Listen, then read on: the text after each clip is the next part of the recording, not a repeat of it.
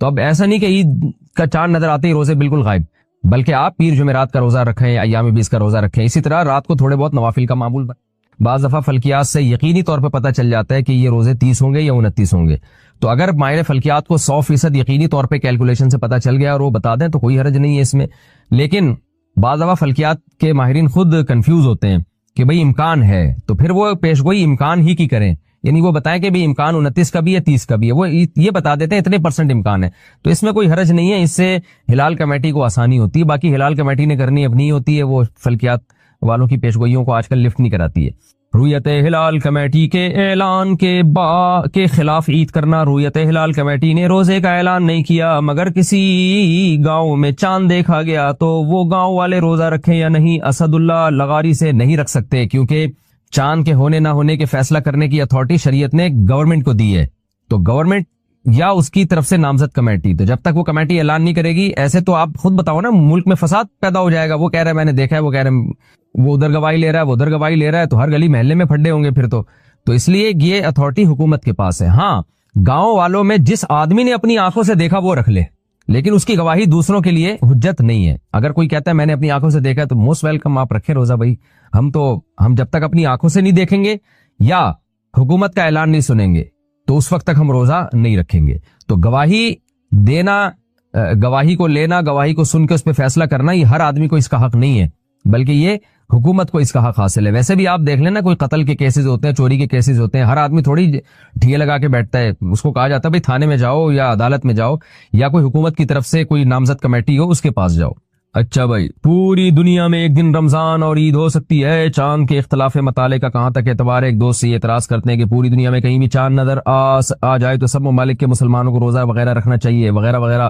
محمد فہد نواز ڈیرہ اسماعیل خان سے، وہ جب رکھنا چاہیے پوری دنیا میں ایک خلافت ہو اور وہ خلیفہ نے کہیں سے بھی گواہی لے کے پوری دنیا پہ نافذ کر دی، تو پھر ہے کہ پھر پوری دنیا میں ایک ٹائم پہ رمضان شروع ہوگا اور ایک ٹائم پہ عید ہوگی. لیکن اگر پوری دنیا میں حکومتیں الگ الگ ہیں تو ایک حکومت دوسرے حکم کے فیصلے کی شرعن پابند نہیں ہے انتظامی چیزوں میں، تو اس میں پھر وہ فیصلہ کر سکتی ہے کہ بھئی ہم اپنی کمیٹی کو ترجیح دیں گے، یہاں کے نظام کو ترجیح دیں گے. لیکن اگر گورنمنٹ فیصلہ کر لیتی ہے کہ ہم نے، یا سارے اسلامی ملک مل کے فیصلہ کر لیتے ہیں کہ ہم نے اس معاملے میں ایک کنٹری کو اتھارٹی دے دی ہے، وہ جب فیصلہ کرے گا تو ہم سب پہ نافذ ہوگا، تو پھر سب پہ نافذ ہو جائے گا. جیسے آج اگر ساری دنیا کے اسلامی ممالک مل جائیں اور وہ فیصلہ کریں تمام ملکوں کے سربراہ کہ بھئی سعودی حکومت جس دن روزے کا اعلان کرے گی تو وہ اعلان ہمارے لیے بھی ہوگا اور ہم اس کو نافذ العمل سمجھیں گے، اور سعودی حکومت جس دن عید کا اعلان کرے گی تو شرعن ہم پر بھی حجت ہوگا. تو اگر سارے ملکوں کے کنٹریز یہ فیصلہ کر لیں تو پھر پوری دنیا میں ایک عید ہو جائے گی اور ایک رمضان ہو جائے گا اور بہت اچھا ہو جائے گا. لیکن جب تک گورنمنٹ یہ فیصلہ نہیں کرتی تو اپنے طور پر کسی کے لیے یہ شرعن جائز نہیں ہے کہ وہ اپنے کنٹری میں 1.5 اینٹ کی الگ مسجد بنائے اور وہ کہے کہ نہیں جی میں کسی اور کنٹری کے حساب سے چلوں گا یا کسی اور ملک کی گواہی کے حساب سے چلوں گا. یہ شرعن جائز نہیں ہے. اچھا بھائی، چاند رات میں کیا عبادت کی فضیلت ہے؟ لیلۃ الجائزہ یعنی چاند رات کی شریعت میں کیا فضیلت ہے؟ اسامہ صاحب کراچی سے. اس پر میں مستقل بیان کر چکا ہوں. دیکھیں، عید کی رات، بقرعید اور عید الفطر کی رات کے بارے میں کچھ احادیث ہیں جن میں آتا ہے اس کی رات میں بہت عبادت کی فضیلت ہے، لیکن ان میں سے کوئی بھی حدیث صحیح نہیں ہے، بلکہ انتہا درجے کی ضعیف حدیثیں ہیں. لیکن اب چونکہ کثرت سے ہیں تو بعض علماء اس طرف گئے ہیں کہ اتنی ساری حدیثیں درجہ حسن تک پہنچ جاتی ہیں، اور دوسری بات یہ کہ فضائل میں ضعیف حدیثیں بھی چلتی ہیں، تو اس لیے بہت سے علماء اس طرف گئے ہیں کہ بھئی اس رات میں عبادت کرنی چاہیے، عید کی رات اور بقرعید کی رات میں یہ فضیلت کی رات ہے. لیکن بعض محققین اس طرف گئے ہیں کہ ایک تو روایتوں میں ذوف بہت زیادہ ہے، دوسرا وہ قیاس کے بھی خلاف ہیں. قیاس کے خلاف اس لیے ہیں کہ دیکھیں شریعت کا ایک حکم، شریعت کا ایک مزاج یہ ہے کہ جیسے ہی سورج غروب ہوتا ہے اسلام کہتا ہے افطار میں جلدی کرو. کیوں؟ کہ اب روزے کا ٹائم ختم ہو گیا. اسی طرح جیسے ہی چاند نظر آیا تراویح ختم، کیونکہ رمضان کے حکام جو تھے وہ ختم. اسی طرح نبی صلی اللہ علیہ وسلم عید الفطر کے دن نماز سے پہلے کچھ میٹھا کھایا کرتے تھے. اس میں یہی حکمت تھی، یہ بتانے کے لیے کہ آج ہمارا روزہ نہیں ہے. تو اس سے پتہ چلتا ہے جب رمضان جاتا ہے تو اپنے تمام لوازمات کے ساتھ جاتا ہے. تو راتوں کی عبادت کی جو فضیلت تھی رمضان کی، رمضان جاتے ہی وہ فضیلت بھی ختم ہو گئی، اور دن میں روزے کی جو فضیلت تھی رمضان جاتے ہی وہ روزے کی فضیلت بھی ختم. یہی وجہ ہے کہ نبی صلی اللہ علیہ وسلم پہل کر رہے ہیں. حالانکہ بقرعید میں آپ جلدی نہیں کھاتے تھے، لیکن عید الفطر میں آپ عید سے پہلے کچھ کھاتے تھے. اس میں بڑی حکمت یہی ہے کہ بھائی اب روزہ ختم ہو چکا ہے، اب تو کھانے میں جلدی کرنی ہے. تو اس کا تقاضا یہ ہے کہ عید کی جو رات ہے وہ آرام کی رات ہو اور وہ جو رمضان میں ایک پورا اللہ نے ہم سے عبادت کروائی اور اس کی راتوں کو لوگ لیلۃ القدر میں جاگے اور رمضان کی راتوں کو عبادت کیا، تو وہ عبادت کا ٹائم اب ختم ہو چکا ہے. اب یہ رات ایک نارمل رات کی طرح ہے، تو لہذا اس میں کوئی عبادت کر لے تو ٹھیک ہے، اچھی بات ہے. اگر کوئی اس نیت سے عبادت کرتا ہے کہ رمضان میں عبادت کا جو میں نے اپنے آپ کو عادی بنایا ہے وہ میں کنٹینیو کروں تاکہ میری عادت نہ چھوٹے، تو اس نیت سے اگر کوئی عبادت کرتا ہے تو ٹھیک ہے. لیکن ہماری رائے یہی ہے کہ اس میں اگر الگ سے عبادت کی کوئی خاص فضیلت وارد جو ہوئی ہے وہ ضعیف ہے اور قیاس کے بھی خلاف ہے. تو اور ویسے بھی آپ خود سوچیں نا کہ اگر رمضان عید کی راتوں کو عبادت کریں گے لوگ، اتنی فضیلت کی رات ہے تو ظاہر ہے زیادہ جاگیں گے پھر اس میں، تو پھر عید کا دن کیسے منائیں گے؟ یعنی عید تو اسلام میں صبح شروع ہوتی ہے نا، صبح اگر آپ تھکے ہوں گے تو وہ عید کا دن تو آپ کا وہ تھکاوٹ میں گزرے گا پھر. تو یہ سب چیزیں کہ یعنی ایک اشکالات ہوتے ہیں اس قول پر جو کہتے ہیں کہ عیدین کی راتوں میں عبادت کرنی چاہیے. تو اسلام میں دن جو ہے، رات جو ہے وہ دن کے تابع ہوتی ہے. تو روزے کے دن میں، رمضان میں دن میں روزہ، رات اس کے تابع ہے تو رات میں عبادت. اب عید کا دن جب کھانے پینے کا دن ہے، خوشی کا دن ہے، تو اس کی رات بھی عید کے دن کے تابع ہوگی، تو وہ عبادت کی رات ہوگی نہیں. لیکن اس نیت سے عبادت کوئی کر لے کہ میں نے رمضان میں جو تہجد کی عادت ڈالی ہے وہ عادت مجھ سے چھوٹے نہیں، تو اس نیت سے اگر کوئی رات کو عبادت کرتا ہے تو نہ صرف جائز بلکہ ثواب ہے. تو پھر اس میں عید کی رات نہیں، پھر اگلے دن بھی کرے تاکہ یہ عادت جو اس کو عبادت کی پڑی ہے کنٹینیو رہے. تو کنٹینیو رکھنے کے لیے اگر کوئی عبادت کرتا ہے تو بہت اچھی بات ہے. لیکن ہماری رائے یہی ہے کہ عیدین کی رات میں الگ سے کوئی فضیلت ثابت نہیں ہے. بہرحال دوسری طرف بھی علماء ہیں، تو جب علماء میں اختلاف ہوتا ہے کسی مسئلے میں تو جس عالم کی بات، جس پہ زیادہ اعتماد ہو اس کی بات کو لے لینا چاہیے، دوسرے پہ رد نہیں کرنا چاہیے. کیا چاند رات میں دعائیں قبول ہوتی ہیں؟ کیا چاند رات میں دعائیں قبول ہوتی ہیں؟ شمس الحق راول پنڈی سے. میرے علم میں نہیں ہے کہ الگ سے کوئی فضیلت ہو چاند رات میں دعاؤں کی قبولیت کی. باقی اللہ نے دعا قبول کرنے پر کوئی ٹائم نہیں متعین کیا، جب چاہیں دعا کریں، لیکن اس کی الگ سے کوئی فضیلت نہیں ہے میرے علم میں. اگر کسی کے پاس کوئی حدیث ہو، ظاہر ہے ہم ایسا علم کا دعویٰ تو نہیں کرتے کہ ہر کچھ ہم نے پڑھ لیا ہے سب کچھ. بعض دفعہ یہ ہوتا ہے میں کوئی بات کہتا ہوں تو لوگ حوالہ بھیج دیتے ہیں تو میں رجوع کر لیتا ہوں. تو میرے علم میں اب تک ٹوٹی پھوٹی ہم نے تحقیق کی ہے، کوئی ایسی روایت مجھے ملی نہیں ہے جس میں یہ آتا ہو کہ چاند رات میں دعائیں قبول ہوتی ہیں. اگر کسی کے علم میں ہو تو کائنڈلی وہ حدیث کا ریفرنس بھیج دیجیے گا. فوتگی والے گھر میں پہلی عید کیسے منائیں؟ جس کے گھر میت ہو اور پہلی عید آ جائے تو کیا حکم ہے؟ یعنی کیا رشتہ داروں کا عید میں تعزیت کے لیے آنا، رونا دھونا اور اس طرح فیملی والوں کا نئے کپڑے نہ بنانا، یہ کیا حکم ہے؟ نہیں، یہ جائز نہیں ہے. ان کے لیے بھی عید ایسے ہی ہے جیسے دوسروں کے لیے. ہاں یہ ایک الگ بات ہے کہ ان کو غم ہوتا ہے اور عید کے دن اگر ان کے آنسو نکل جائیں اپنے پیاروں کو یاد کر کے، اپنے مرحومین کو یاد کر کے، تو اس میں کوئی گناہ نہیں ہے کیونکہ یہ غیر اختیاری چیز ہے. لیکن عید والے دن باقاعدہ غم منانا اور یہ کہنا کہ یہ نئے کپڑے نہیں سلوائیں گے اور سب رونے دھونے کی نیت سے ان کے گھر جمع ہو جائیں گے، یہ ٹھیک نہیں ہے. ویسے جمع ہو جائے کہ ان بیچاروں کو غم پہنچا تھا تو آج ہم ان کی عید کی خوشیوں میں شریک ہو گئے، تھوڑا غم ہلکا کر دیں، اس میں کوئی حرج نہیں ہے. غم منانے کے لیے جانا جائز نہیں ہے، غم ہلکا کرنے کے لیے جانا ان کے گھر میں جائز ہے. عیدی دینے کی شرعی حیثیت، عید کے دن بچوں کو جو پیسے دیتے ہیں اس عیدی کے نام پہ، اس کی کیا شرعی حیثیت ہے؟ صدام حسین کشمیر سے. بھائی بچوں کو اگر عیدی نہیں دیں گے تو بچوں کی عید کہاں سے ہوگی؟ تھوڑا بہت تو اتنا بھی آپ مشکل نہ بنائیں میرے بھائی دین کو. تو بچوں کو تو خوشی ہی عید میں اسی کی ہوتی ہے. ہاں اس کو بہت زیادہ اتنی بھاری رقمیں اب لوگوں نے باندھ لی ہیں جس پہ بندے کو ٹینشن شروع ہو جاتی ہے کہ یار میرے پاس اتنے پیسے ہیں نہیں اور بچے سارا میری جائیدادیں پی جائیں گے عیدی میں. تو ہلکا رکھنا چاہیے. تو اپنے بچوں کو یا اپنے قریبی رشتہ داروں کو تھوڑے بہت پیسے دے دیں تو کوئی حرج نہیں ہے اس میں. لیکن وہی بات ہے کہ انسان پہ اس کی طاقت سے زیادہ گنجائش سے زیادہ بوجھ ڈالنا یہ بہرحال حرام ہے. اگر کہیں اتنا زیادہ یہ رسم جڑ پکڑ گئی ہے کہ آپ کی بوجھ بننے لگی ہے تو پھر اس کو ختم کر دینا چاہیے. عید میں گلے ملنا کیسا؟ عید کی نماز کے بعد گلے ملنے کا سنت طریقہ کیا ہے؟ کیا ایک بار ملنا ہے یا 3 بار؟ افضل راجہ، عید کے دن گلے ملنا سنت سے ثابت نہیں ہے، اس رسم کو ترک کر دینا چاہیے. اس کی وجہ سے بہت ٹینشن ہونے لگی ہے، عید منانا مشکل ہو جاتا ہے. بندہ نکلا اور بہت ہزاروں کا مجمع آگے کھڑا ہوا ہے، امام صاحب سے عید ملیں گے، تو امام صاحب دنیا میں کسی سے ملنے کے لائق نہیں رہتے. تو اس لیے جو چیز شریعت میں نہیں ہے اس کا اضافہ نہیں کرنا چاہیے. بس مصافحہ کر لیں، عید مبارک کہہ دیں، دعائیں دے دیں اور پتلی گلی سے نکل لیں. میں نے تو دیکھا اب لوگ راستے بدل رہے ہوتے ہیں اور بعض لوگ تو 3 دفعہ گلے مل رہے ہوتے ہیں، وہ تو بہت ہی ٹینشن میں ہوتے ہیں. اب آپ گلی میں جا رہے ہو، آگے سے 10 آدمی آ رہے ہیں، او بھائی آدمی کہتا ہے ہر ایک سے 3 دفعہ ملو، تو 10 کو 3 سے ضرب دیں 30 دفعہ. تو 30 دفعہ جب آپ اس سے گلے ملے، پھر آگے 5 آدمی آ رہے ہیں تو 5 یا 15 وہ ہو گئے. پھر تو تھوڑے یعنی ایک اتنی ٹینشن ہوتی ہے، آدمی کہتا ہے یار میں اگر گلا گھر میں رکھ کے آتا یا اس کی عید ملنے کے لیے کوئی الگ سے گلا بنوا لیتا تو زیادہ اچھا ہوتا. تو جو شریعت میں نہیں ہے وہ نہ کریں، اپنے اوپر خامخواہ کی پابندیاں نہ لگوائیں. تو اس لیے لوگ راستہ بدل دیتے ہیں. میں نے دیکھا بھائی وہاں سے پورا جتھا آ رہا ہے دوستوں کا, بھائی ادھر سے ٹن مار, بھائی یہاں سے نکل, تو اتنی ٹینشن. تو اس لیے جو ہلکا, شریعت نے جس کام کو ہلکا رکھا ہے اس کو ہلکا ہی رہنے دے. وہ مسافہ کر لیں, عید مبارک کہہ دیں, وہ بھی مسافہ بھی جب کریں جب آمنا سامنا ہو جائے. نہیں ہوتا تو اسپیشل وہ عید کے لیے مسافہ کرنے بندے کے پاس جا رہے, یہ بھی ٹھیک نہیں, بس اپنے قریبی رشتہ داروں سے مل لیا کریں. اچھا بھائی, عورت گھر پر عید کی نماز کیا پڑھ سکتی ہے؟ کیا عورت گھر پر عید کی نماز پڑھنی چاہیے؟ اگر ہاں تو اس کا کیا طریقہ ہے؟ تہذیب انور اتر پردیش. نہیں جی, عورت عید کی نماز گھر پہ نہیں پڑھ سکتی. عید کی نماز اگر پڑھنی ہو تو عیدگاہ میں جہاں بھی جماعت ہو رہی ہے وہاں شرکت کرنا ضروری ہے. عید کی مبارکباد دینا کیسے؟ عید کی مبارکباد دینا کیسے؟ وسیم احمد, اچھی بات ہے, دعا ہے مبارکباد. مبارک کا مطلب اللہ اس دن کو آپ کے لیے برکت والا کرے, تو یہ ٹھیک ہے, کوئی حرج نہیں ہے اس میں. جمعۃ الوداع اور عید میں نیا لباس پہننا. رمضان المبارک میں جمعۃ الوداع اور عیدین میں نیا لباس پہننے کی کیا شرعی حیثیت ہے؟ مرد اور عورت دونوں کے بارے میں حکم بتا دیں. حفصہ نور. دیکھیں, الگ سے حدیث میں یہ تو نہیں ہے کہ نیا لباس پہنو, لیکن یہ حدیث میں آتا ہے جمعے کے دن بھی اور عید کے دن بھی آپ صلی اللہ علیہ وسلم سب سے بہترین لباس پہنتے تھے. تو اگر کوئی بہترین لباس کے لیے نیا لباس سلوا لیتے ہیں تو اس میں بھی کوئی حرج نہیں ہے, بلکہ اس زمانے میں عید کی بات کر رہا ہوں, جمعۃ الوداع کی نہیں.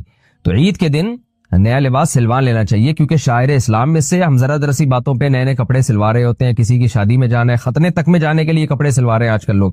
تو عید تو شاعر اسلام میں سے اللہ نے ہمیں یہ دن دیا ہے خوشی منانے کے لیے.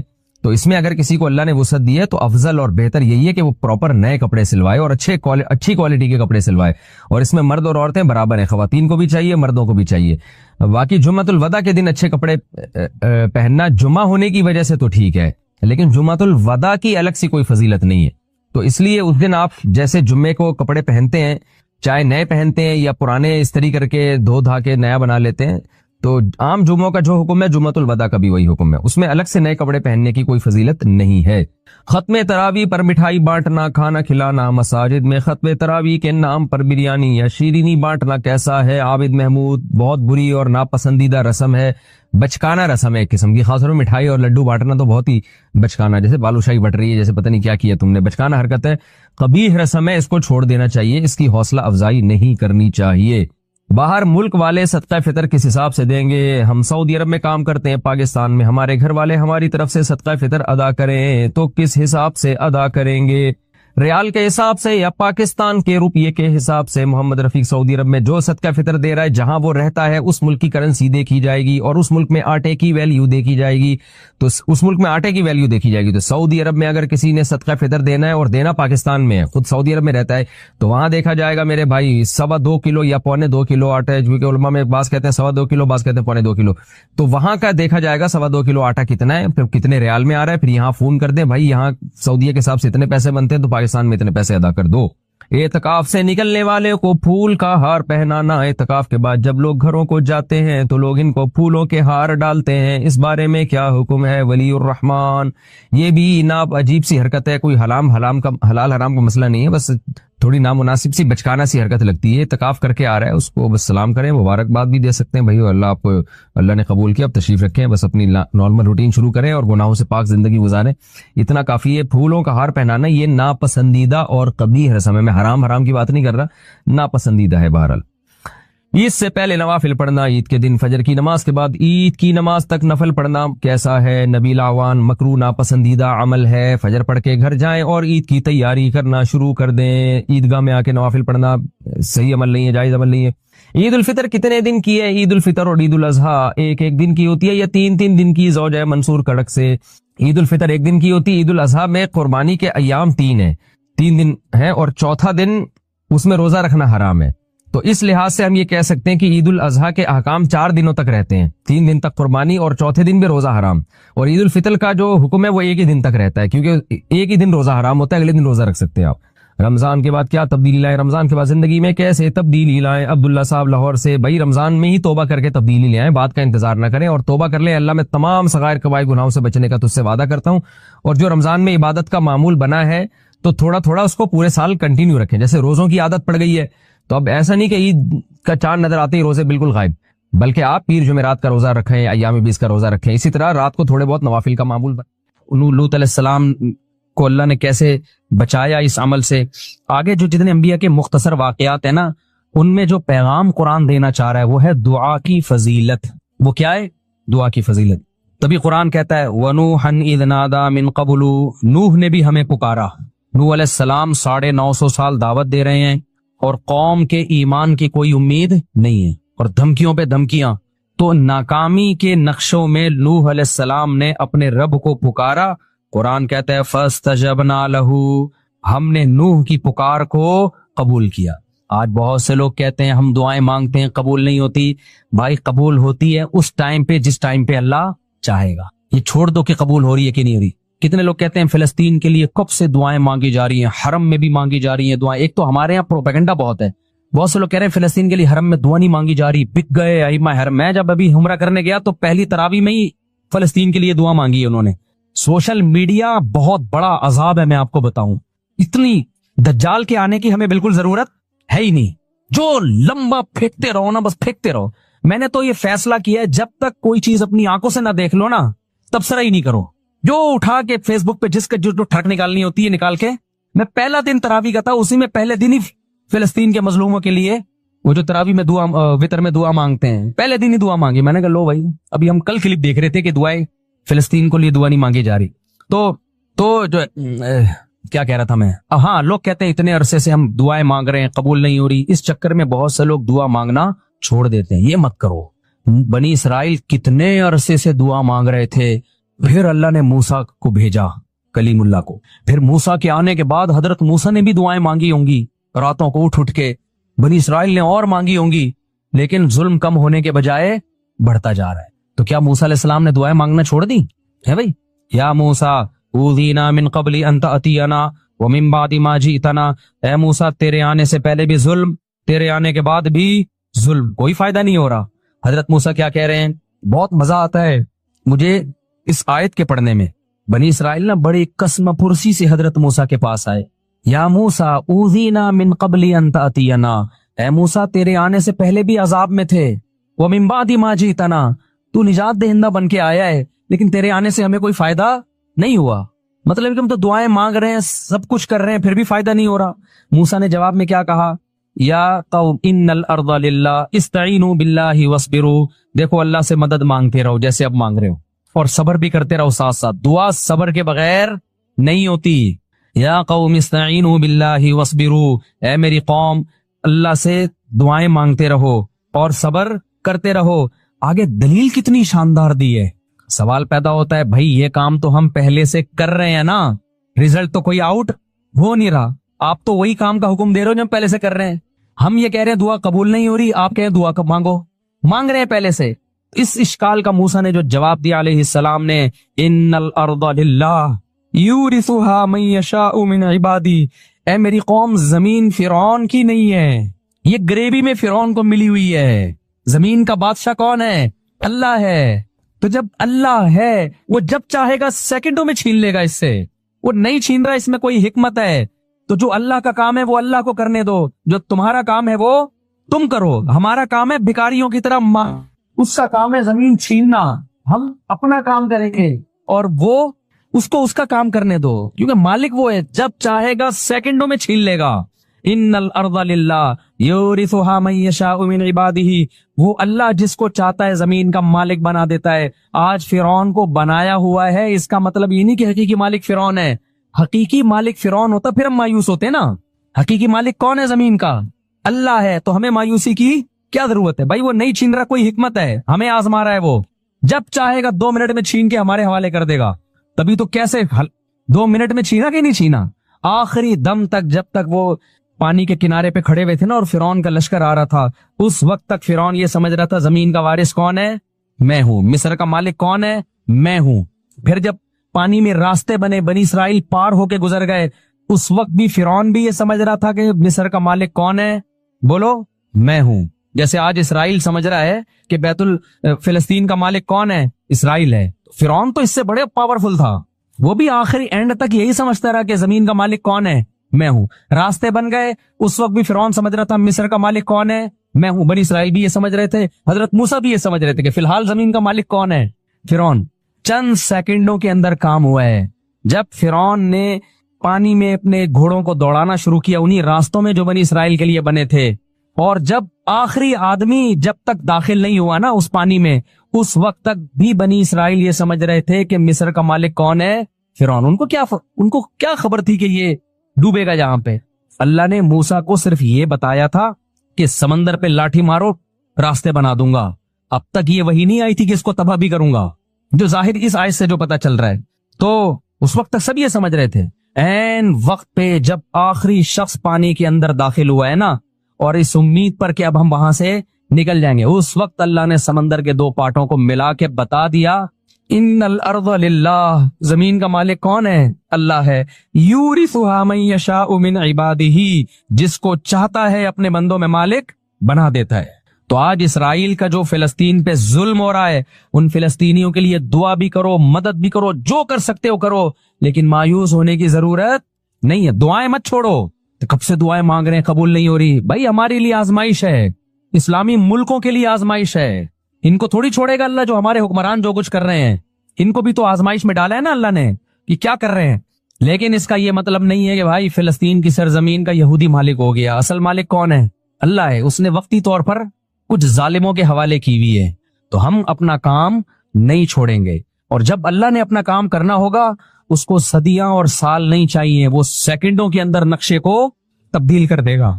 آج بہت بڑا مسئلہ پتہ ہے کیا ہے دینداروں میں؟ وہ دعا سے بہت غافل ہیں, اور بلکہ دعاؤں کا مذاق اڑانا شروع کر دیا ہے.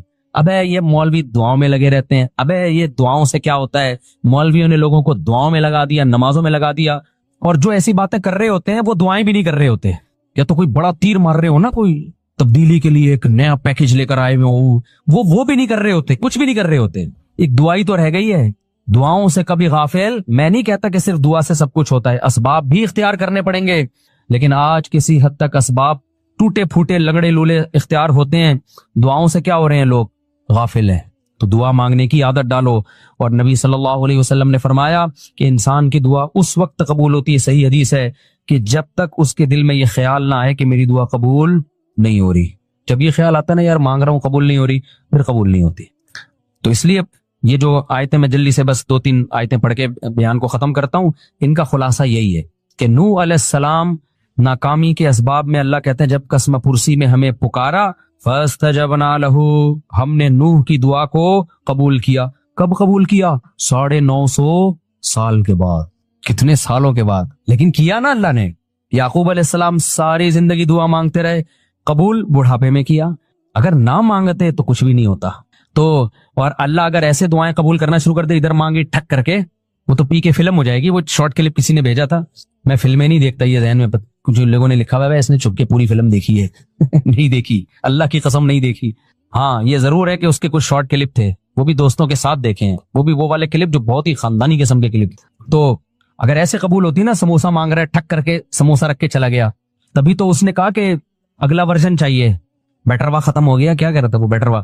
اگر اس طرح سے دعائیں قبول ہوتی ہے, اللہ میری فلاں جگہ شادی کرا دے, ٹھک کر کے ہو گئی, تو پھر تو ایمان بالغیب رہتا. ایمان بالغیب, ایمان بالغیب تھوڑی رہتا. پھر تو بھائی جو مانگو ٹھک کر کے مل رہا ہے. پھر تو کافر بھی کہتے ہیں یار دعائیں مانگو بس.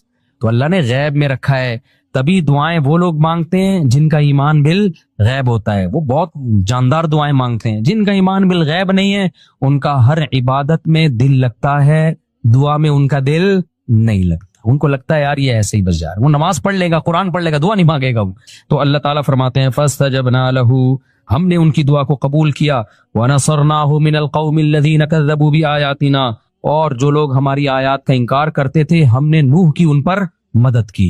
نوح علیہ السلام کمزور تھے, ہم نے ان کی مدد کی. آگے اللہ نے سلیمان اور داؤد علیہ السلام کا تذکرہ کیا کہ ہم نے کیسے کیسے ان کو نوازا. پھر اللہ نے ایوب علیہ السلام کا ذکر کیا کہ ایوب علیہ السلام کئی سال بیماریوں میں رہے. آج بہت سے لوگ کہتے ہیں ہم اتنی بیماری ہیں اس کا مطلب خدا ہم سے ناراض ہے. نا میرے بھائی, مالی پریشانیاں, جسمانی پریشانیاں, یہ اللہ کے ناراض ہونے کی دلیل نہیں. اللہ آزماتا ہے کسی کو دے کے اور کسی سے لے کے. تو ایوب علیہ السلام کی زندگی بیماریوں میں اتنے پریشان ہو گئے, اللہ سے دعا مانگی, انی مسنی الضر, اے اللہ مجھے بہت پریشانی پہنچی ہے, وانت ارحم الراحمین, تو سب سے زیادہ رحم کرنے والا ہے. اتنے پریشان ہوئے تھے نا ایوب علیہ السلام کہ انسان بیماری میں تھوڑا چڑچڑا بھی ہو جاتا ہے.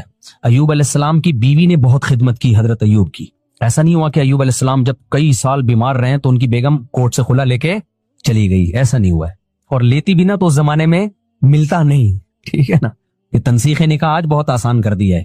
تو وفا کی ان کی بیوی نے بہت خدمت کی. آج نہ شوہر بیوی کے ساتھ وفا کرتا ہے جب تک اٹریکٹیو ہے بیگم سے محبت, جہاں کوئی بیچاری کو کچھ مسئلہ ہو گیا جان چھڑانے کی کوشش. اور عورت بھی یہی کرتی ہے جب تک کماؤ پوت کھلا رہا ہے میرا میاں ہے, جہاں بیچارے پر غربت آ گئی, کوئی بیماری آ گئی, ٹھک کر کے کھلا. ابھی ایک صحافی کا, ایک وکیل کا کلپ آیا ہے, اس نے کہا اس وقت جو طلاقیں ہو رہی ہیں نا, طلاقیں, ان میں 70% طلاقوں میں پہل عورتیں کر رہی ہیں.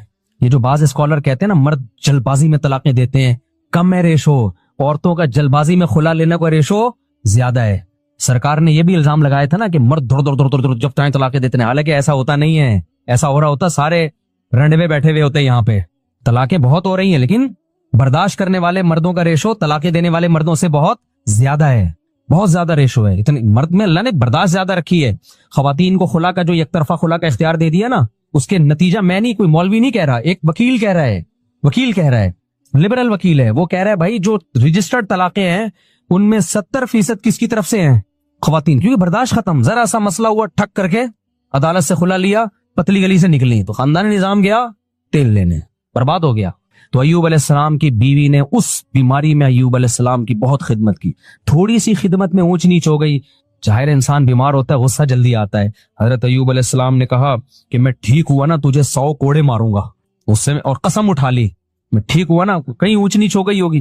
بعد میں حضرت ایوب کو بڑی ندامت ہوئی کہ یہ تو بڑی وفادار بیوی ہے, لیکن قسم بھی اٹھا چکا ہوں. اب قسم بھی تو اللہ کے نام کی ہوتی ہے نا, تو اب قسم بھی اٹھا لی ہے, قسم توڑنا بھی بہت بڑا جرم ہے, اور بیوی کو کوڑے مارنا بھی اچھا. اتنی اچھی بیوی ہے بھائی. تو اللہ نے حضرت ایوب علیہ السلام کو ہیلا بتایا, خذ بیدک ضغثا. دیکھو اللہ کی نظر میں ان کی بیوی کا کتنا بڑا مقام تھا. یہ تو ایک جزوی واقعہ ہے, اللہ حضرت ایوب کو بتا دیتا ان کا پرسنل معاملہ ہے. کیا ہیلا بتایا کہ ایک جھاڑو لو جس میں 100 تنکے ہوں, ایک ہی دفعہ میں لگا دو, بس قسم کیا ہو جائے گی. اور بیوی کو بتا دیں گے بھائی بیگم میں مارنا نہیں چاہتا لیکن ایک قسم ہے اس کے کفارے سے بچنے کے لیے. تو جب پہلے سے بتا کے یہ سب کچھ کیا جائے تو بیگم کو انسلٹ محسوس نہیں ہوتی. تو اللہ نے کہا کہ ایک 100 سیخیں لو اور جگا کے ایک ہی دفعہ یوں کر کے لگا, تو 100 لگ جائیں گے نا, بس ختم, بس کافی ہے اتنا. تو یہ تو پرسنل معاملہ تھا نا حضرت ایوب کا, اللہ نے اس کو قرآن کا حصہ بنا دیا. اس سے پتہ چلتا ہے کہ اللہ کو وفادار بیوی اتنی پسند ہے کہ اللہ اپنے پیغمبر کو ہیلا بھی بتا رہے ہیں اور اس کو قرآن کا حصہ بھی بنا رہے ہیں, یہ بتانے کے لیے کہ یہ پروٹوکول ایوب علیہ السلام کی بیوی کو میں نے دیا ہے. اور یہ طریقہ بھی بعض دفعہ مفتی ہیلے بتا رہے ہوتے ہیں نا, مفتی جو غلط مفتی بھی ہیلے بتا رہے ہوتے ہیں بعض دفعہ, ابے تو ایسا کر, حلالوں کے ہیلے جیسے بتا رہے ہوتے ہیں. اور بعض دفعہ ہیلے ایسے بتا رہے ہوتے ہیں کہ زکوٰۃ کے ہیلے, غریب کو دے 1 کروڑ روپے, اس نے لیا مالک بن گیا, اس پہ ہدیہ لے لے, جلیبیاں کھا بیٹھ گئے. بھائی ہو گیا نا, بھائی آپ نے اس کو مالک بنایا, زکوٰۃ ادا ہو گئی, اب اس کی مرضی, جس کو چاہے دے, وہ اپنی خوشی اگر آپ کو دے دے تو ہو گیا نا. کل ایک بندہ آیا کہہ رہے ہمارے مدرسے کے طلبہ ہیں, زکوٰۃ لیتے ہیں ہم لوگ, طلبہ کو مالک بنا کے پھر ہم مدرسے کی تعمیر میں لگا سکتے ہیں. میں نے کہا نہیں لگا سکتے. کہہ رہے جب طلبہ کو مالک بنا دیا زکوٰۃ تو ادا ہو گئی. میں نے کہا تو تیجے کوئی اتنی بڑی رقم دے اور مالک بنا کے اور پھر واپس لے تو دے کے دکھا واپس. بولے جب میں ہوں تو میں کیوں دوں. وہ بچہ کو پتا ہے میں ایویں ڈرامے بازی ہو رہی ہے میرے ساتھ, اس کو ہیلا کہتے ہیں نا, یہ ناجائز ہیلا ہے. بچے کو پتا ہے ورنہ 1 لاکھ روپے کسی بچے کو دو, وہ کہے گا میں پاگل ہوں, میں مدرسے کی دیوار میں لگاؤں, میرے PCO مثلا میرا ابا غریب میری اماں غریب. تو یہ ناجائز ہیلا ہے. تو جیسے بعض 2 نمبر قسم کے مفتی غلط ہیلے بتا رہے ہوتے ہیں, لیکن یہاں ہیلا کون بتا رہا ہے؟ اللہ. کس کو؟ پیغمبر کو. کس کو بچانے کے لیے؟ ان کی بیوی کو بچانے کے لیے. تو جو بھی وفادار ہوگا, میاں ہو یا بیوی, اللہ کو وفاداروں کی قدر ہے. مشکلات میں مارکیٹ سے شارٹ ہونے والوں کی اللہ کو قدر نہیں ہے. کہ جب حالات اچھے تھے تو بہت بہترین میاں, حالات جہاں خراب ہوئے تو مارکیٹ سے ایک دم شارٹ. اور کوئی مسئلے آئے تو انبیاء کے ساتھ مسئلے نہیں آئے ہیں, پیغمبروں کے ساتھ مسئلے آئے تو انہوں نے کیا روحانی علاج شروع کیے ہیں. زکریا علیہ السلام کے ساتھ کتنا بڑا مسئلہ تھا, اولاد نہیں ہو رہی تھی, بہت بڑا مسئلہ تھا نا. وہ تو کہیں نہیں ملتا کہ وہ کسی روحانی علاج میں گئے, کسی نے کچھ کیا ہوا ہے, یار میں صحت مند بھی, میری زوجہ بھی صحت مند, اولاد ہی نہیں ہو رہی, مسئلہ کیا ہے. نہیں, دعائیں مانگتے رہے. اور پھر قرآن کیا کہہ رہا ہے, ذکر رحمت ربک عبدہ زکریا. دعا کا خدا کی قسم اتنا مزہ ہے دعا مانگنے میں, اتنا مزہ ہے. مسئلہ حل ہو ٹھیک تو بھی, نہیں ہو تو بھی, یار اللہ کے دفتر میں فائل جمع کرا دی ہے. ان لوگوں نے دعاؤں سے ہٹا دیا ہے لوگوں کو, اللہ پہ اعتماد توکل سے ہٹا دیا ہے. زکریا علیہ السلام ساری زندگی مایوس نہیں ہو رہے, बुढ़ापे में अल्लाह से दुआ मांग रहे हैं। कुरान क्या कह रहा है? ज़िक्र रहमति रब्बिका अब्दहु ज़करिया, तेरे रब की वो रहमत का हम तस्करा करते हैं जो उसके बंदे ज़करिया पर हुई। इज़ नादा रब्बहु निदाअन खफिया, अपने रब को चुपके से पुकारा। खुलेआम क्यों नहीं पुकार रहे? इसलिए कि लोग कहेंगे बूढ़े को देखो क्या कर रहा है, औलाद की दुआएं मांग रहे है।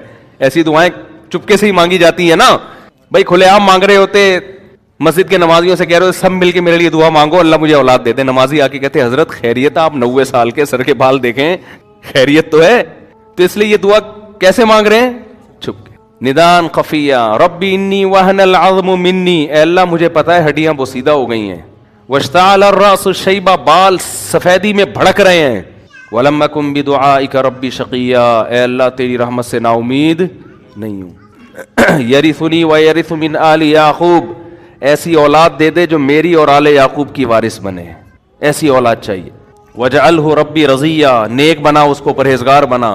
और जब अल्लाह खुशखबरी दे रहा है तो हैरान हो रहे हैं कि मेरे कैसे औलाद होगी है भाई। अल्लाह ने कहा या ज़करिया इन्ना नुबश्शिरुका बिग़ुलाम, ए ज़करिया हम तुझे एक लड़के की खुशखबरी देते हैं। इस्मुहु यहया, उसका नाम क्या होगा? यहया। तो फौरन अल्लाह से कह रहे हैं अन्ना यकूनु ली वलद, मेरे औलाद कहाँ से हो जाएगी, मैं तो बूढ़ा और मेरी बीवी बांझ। तो अल्लाह ने फरमाया कि कद खलक़तुका मिन क़ब्लु, ए ज़करिया तू तो कुछ भी नहीं था, एक पानी था, उस पानी से मैंने तुझे बना दिया, तो क्या मैं तेरी बांझ बीवी से तुझे औलाद नहीं दे सकता? फिर हज़रत मरियम अलैहिस्सलाम के साथ कितने मसाइल आए, कितना बड़ा मसला हज़रत मरियम के साथ, बगैर शादी के हमल ठहर गया। इतनी परेशान, या लईतनी मित्तु क़ब्ला हादा, काश इस दिन से पहले मैं मर जाती। वकुन्तु नसियम मनसिया, मेरा कोई तस्करा ही ना होता कि मरियम नाम की कोई औरत पैदा हुई है, क्योंकि एक पाकदामन शरीफ औरत को हमल ठहर जाए बगैर शौहर के, वो कौम को क्या मुंह दिखाएगी, कौम को कैसे समझाएगी? लेकिन ये कहीं भी नहीं कि चलो अब किसी बाबे हैं वहाँ रूहानी हैं उनसे रब्ता करते हैं, शायद कुछ पढ़ने को बता दें। वो दुआएं मांग रही हैं अल्लाह से। हमल ठहर गया, जब विलादत का वक्त आया तो अल्लाह ने क्या फरमाया कि हुज़्ज़ी इलैकी बिजिज़इन नख़लती तुसाक़ित अलैकी रुतबन जनिया, ए मरियम गम न कर, ला तहज़नी, गम न कर, ये खजूर के जो ताज़ा खजूरें हैं ना, इनकी टहनी को हिला के खजूर खा और पानी पी। और जब कोई तुझसे पूछे कि ये बेटा कहाँ से आया तो इशारे से कह देना इन्नी नज़रतु लिर्रहमानि सौमन फलन उकल्लिमल यौम इंसिया, कि मैंने मन्नत मानी हुई है आज रोज़े की। पहले ज़माने में खामोशी का रोज़ा भी होता था, चुप का रोज़ा। मैंने मन्नत मानी हुई है आज मैं किसी से कलाम नहीं करूंगी। और टेंशन, लोग कहेंगे वाह वाह आज ही रोज़ा रखना था, है भाई रोज़ा भी आज ही रखना था। लेकिन जैसे जैसे अल्लाह कह रहे हैं वैसे वैसे हजरत मरियम कर रही हैं। भाई अल्लाह ने आजमाइश में डाला, अल्लाह ही बचाएगा। कहीं नहीं कि चलो यार कुछ तावीज़ कर लो, कुछ धागा बांध लो, वहाँ चलते हैं उनसे दम करवाते हैं, कुछ शायद कुछ मसला हल हो जाए। भाई अल्लाह की तरफ से आजमाइश है, निकालेगा कौन? अल्लाह। जैसे जैसे अल्लाह कह रहे हैं फ़ातत बिही क़ौमहा तहमिलुहु, कुरान कह रहा है उस बच्चे को गोद में उठाकर अपनी कौम के पास आई। कौम ने कैसे ताने दिए। अल्लाह देखो, अल्लाह शुरू में ही बता देता कौम को कोई फरिश्ता आता और मरियम अलैहिस्सलाम की कौम को कहता देखो इनके हमल ठहरने वाला है, इन पे शक ना करना, ये हमल किसकी तरफ से है? अल्लाह की तरफ से, और मैं फरिश्ता हूँ। और वो बच्चा पैदा होते ही खुद गवाही देगा, तो ये और बड़ा मोजज़ा हो जाएगा, इससे तुम्हें यकीन आ जाएगा। इसका नुकसान क्या होता कि हज़रत मरियम को टेंशन ही ना होती। अल्लाह नेक बंदों को कुछ टेंशन में डाल रहा है भाई, कि परेशानी में डालूंगा फिर बारात का ऐलान करूंगा, ऐसे नहीं होगा। और हम चाहते हैं कि किसी किस्म की टेंशन हो ही नहीं, ऐसे हंसी खुशी मज़े की ज़िंदगी, 4 शादियाँ, इतने बच्चे, हर एक की बीवी का अलग अलग घर, चारों खूबसूरत। और जब दूसरी शादी का मेरे ससुर को पता चले तो गले लगाए मेरा बेटा, मेरा दामाद कितना अच्छा है, माशाल्लाह माशाल्लाह, मेरे दामाद ने बड़ा अच्छा सुन्नत जिंदा कर ली मेरे दामाद ने।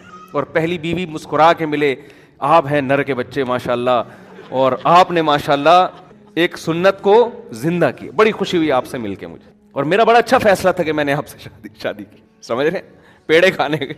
और कारोबार भी चलता रहे, बिजनेस भी चलता रहे, सेहत भी फिटफाट रहे, ना अब्बा कभी डांटें, कोई टेंशन ही ना हो। अपनी मर्जी से सुबह हम उठें, नमाज पढ़ लें, ठीक है, नहीं पढ़ें तौबा से माफ़ हो जाएगी, कोई मसला है नहीं। तौबा से नमाज माफ़ हो जाती है, उलमा से सारे गुनाह तौबा से माफ़ हो, नमाज भी तौबा से माफ़ हो जाती है, तो क्या हो गया? पढ़ ली ठीक है, नहीं पढ़े तो तौबा अस्तगफिरुल्लाह, माफ़ हो जाती है ना। दाढ़ी रखनी है ठीक है, नहीं रखी तो भी ठीक है, और अल्लाह भला करे। बैंक में आप سودی جاب ہے, حرام آمدن ہے, 5 لاکھ روپے آپ کو مل رہے ہیں, تو اگر بالکل اس کا آلٹرنیٹ کسی اسلامک بینک میں 5 لاکھ مل جائے اسی پروٹوکول کے ساتھ تو چھوڑ دیں گے. نہیں تو اگر 4,99,999 مل رہے ہیں تو مجبوری میں بھائی حرام بھی انسان کما سکتا ہے. بھائی 5 لاکھ مل رہے ہیں سودی بینک میں اور حلال میں مل رہے ہیں 4,99,999, تو اب وہ چونکہ کم مل رہے ہیں تو گزارا مشکل ہے. تو مجبوری میں علماء کہتے ہیں 5 لاکھ مجبوری میں ہم سود کما رہے ہیں, لیکن کس میں مجبوری اللہ غفور رحیم ہے, معاف کرنے والا ہے. سمجھ میں نہیں آ رہی بات. اللہ تو کہتا ہے حرام کھانے کی اس وقت اجازت ہے کہ جب آپ کو یقین ہو کہ اب میں نے یہ نوالا نہیں کھایا تو مر جاؤں گا میں. کی عیاشی اور دنیا کے مزے مل جائیں. جیسے کافر ہے, آج بھی کافر کی یہی سوچ ہے, دنیا کی ترقی, سائنسی ترقی, ٹیکنالوجی میں کمال, یہی ان کے نعرے ہیں اور اسی کے گرد ان کی پوری زندگی گھومتی ہے. آخرت انہوں نے اپنی ڈکشنری سے نکال دی ہے. تو اللہ کہتے ہیں جس کو ہم چاہتے ہیں جتنا چاہتے ہیں دے دیں گے ہم. دوسرے وہ لوگ ہیں جو عمل میں آخرت کے متلاشی ہوتے ہیں. کوئی بھی عمل کر رہے ہیں, نیت کیا ہے کہ آخرت میں ہمیں اس کا اجر ملے. تو اللہ فرماتے ہیں کہ ایسے لوگوں کو جتنا کریں گے اس سے زیادہ اجر ہم دیں گے اور یقینی اجر ملے گا ان کو. جیسے پچھلے رکوع میں تھا نا, فَأُولَٰئِکَ كَانَ سَعْيُهُمْ مَشْكُورًا, ان کی کوشش کی قدر کی جائے گی. لیکن اللہ نے پھر کامیابی کی 4 شرطیں بیان کی تھی کہ آخرت کا طلبگار بھی ہو, وَسَعَىٰ لَهَا سَعْيَهَا, اور پھر اس آخرت کی کوشش بھی کرے, اور پھر ایمان بھی ہو اس کا, یعنی کوشش بھی کرے اور کوشش بھی وہ جو آخرت والی کوشش, اور پھر ایمان بھی ہو. تو اب وہ کوشش کیا ہے جو آخرت والی کوشش ہے, اس رکوع میں اللہ نے اس کا تذکرہ کیا ہے, اور ان چیزوں سے غیر مسلم محروم ہے. تو اللہ فرماتے ہیں کہ وہ کوشش میں سب سے پہلی چیز کیا ہے, وَقَضَىٰ رَبُّكَ أَلَّا تَعْبُدُوا إِلَّا إِيَّاهُ, تیرے رب نے فیصلہ کر دیا ہے کہ تم عبادت مت کرو مگر صرف اسی اللہ کی. تو اس میں 2 آرڈر دے دیے. ایک تو یہ کہ اللہ کی عبادت کرنی ہوگی تمہیں, غیر مسلم عبادت کا قائل نہیں ہے, ان کے ہاں اللہ ایک ثانوی درجے کی چیز ہے, جبکہ اسلام میں آخرت کی کوشش میں سب سے پہلا عمل کیا ہے, اللہ کی عبادت. سب سے پہلا جس کو آپ نے فوکس کرنا ہے وہ اللہ کی عبادت, اور دوسری چیز صرف اسی کی عبادت, اس کے ساتھ عبادت میں کسی کو شریک نہ کیا جائے. تو دونوں احکام اس آیت میں اللہ نے دے دیے. اور دوسرے نمبر پر سب سے پہلے ظاہر ہے اللہ کا حق ہوتا ہے, تو اللہ کے بعد مخلوق ہے نا, تو مخلوق کے حقوق میں سب سے پہلے والدین ہیں. تو قرآن میں اور بھی بہت ساری جگہوں پر اللہ نے اپنے حق کے بعد فوراً والدین کے حق کا تذکرہ کیا ہے. سورہ لقمان میں آپ دیکھ لیں, سورہ عنکبوت میں آپ دیکھ لیں.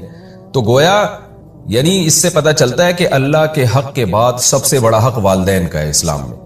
تو یہ دونوں ساتھ ساتھ اللہ بیان کرتے ہیں. تو اگر آپ آخرت کے متلاشی ہیں نا, تو آپ کو سب سے پہلے اللہ کا حق دینا ہے اور اس کے بعد والدین کا. اور آپ دیکھ لیں غیر مسلم سوسائٹی میں سب سے کم حقوق اللہ کے ہیں اور سب سے کم حقوق والدین کے ہیں. بچوں کے حقوق ہیں, عورتوں کے حقوق ہیں, کتوں کے حقوق ہیں, بلیوں کے حقوق ہیں, کینگرو کے حقوق ہیں. بچوں کے لیے بوڑھوں کے بھی حقوق ہیں, بچوں کے لیے والدین کے کوئی حقوق نہیں, یعنی ایسے کوئی حقوق نہیں جو بچوں پہ ذمہ داری والدین کی ڈالی جائے. یہاں تو قرآن اولاد کو حکم دے رہا ہے نا, ریاست اسٹیٹ کو تھوڑی کہہ رہا ہے کہ تم والدین کو پالو, اولاد کو حکم دے رہا ہے کہ اپنے والدین کے ساتھ اچھا سلوک کرنا ہے. تو آخرت کا جو بھی طلبگار ہوگا اس کے لیے سب سے پہلے اللہ کی عبادت, اور اس میں کسی کے ساتھ اس کو شریک نہیں کرنا. عبادت میں نماز, زکوٰۃ, حج, یہ ساری عبادت کے جتنے احکام اسلام نے دیے یہ سب کے سب آ گئے, اور اس کے بعد والدین. اور یہ 2 حقوق ایسے ہیں کہ قرآن نے ان کے لیے کہیں قضا کا لفظ استعمال کیا, کہیں امارہ کا لفظ استعمال کیا, اور کہیں وصا کا لفظ استعمال کیا. دیکھیں 3 طرح سے آرڈر دیا جاتا ہے.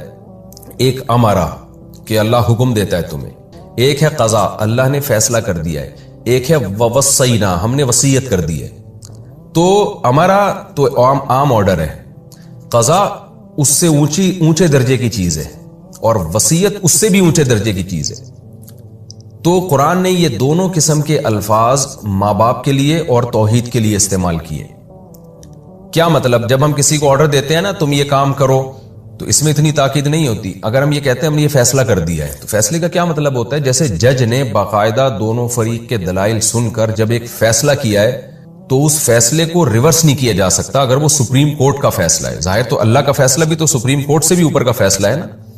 تو یہ انتہائی تاکیدی حکم کے لیے فیصلے کا لفظ استعمال ہوتا ہے کہ یہ میری طرف سے فیصلہ ہو چکا ہے حکم میں ایسا ہوتا ہے کہ جب آپ کسی کو آرڈر دیتے ہیں تو اس میں اس بات کا احتمال ہوتا ہے، اگلا کہتا ہے کہ سر آپ میری بات سمجھیں، آپ نے مجھے آرڈر تو دیا لیکن اس میں تھوڑا سا سقم ہے، اس میں تھوڑا سا آپ کسی سے مشورہ لے لیں، تو پھر جو آرڈر دینے والا ہے وہ دوبارہ سوچ لیتا ہے اس پر۔ لیکن جب فیصلہ سنا دیا جاتا ہے اور فیصلہ بھی سپریم کورٹ کی طرف سے ہو جس کو چیلنج نہ کیا جا سکے، تو فیصلے کا مطلب اب تو اس پر عمل ہو کے رہے گا۔ تو قرآن نے توحید کے لیے اور ماں باپ کے ساتھ حسن سلوک کے لیے فیصلے کا لفظ استعمال کیا ہے، اور وصیت اس سے بھی بڑھ کے چیز ہے۔ وصیت کسے کہتے ہیں؟ جب کوئی دنیا سے جا رہا ہوتا ہے اس وقت جو آرڈر دیتا ہے اس آرڈر کو وصیت کہا جاتا ہے۔ جیسے کسی کا باپ دنیا سے جا رہا ہے اور وہ اپنے بچوں کو کہتا ہے بیٹا میں دنیا سے جا رہا ہوں اور میں تمہیں وصیت کر کے جا رہا ہوں کہ یہ کرو یہ کرو یہ کرو، تو یہ بھی انتہائی اہم حکم ہوتا ہے۔ فیصلے میں پھر بھی تھوڑا بہت عقل کے درجے میں امکان ہے کہ شاید واپس لے لیا جائے، وصیت میں امکان ہی نہیں ہوتا، کیونکہ جب آپ وصیت کرتے ہیں تو اس کے بعد مر جاتے ہیں آپ، تو وہ ایک پتھر پہ لکیر بن جاتا ہے وہ حکم، اب وہ چینج نہیں ہو سکتا۔ اور وہ حکم بھی انتہائی اہم حکم ہوتا ہے، کیونکہ مرتے ہوئے انسان چھوٹی موٹی باتیں نہیں کر رہا ہوتا۔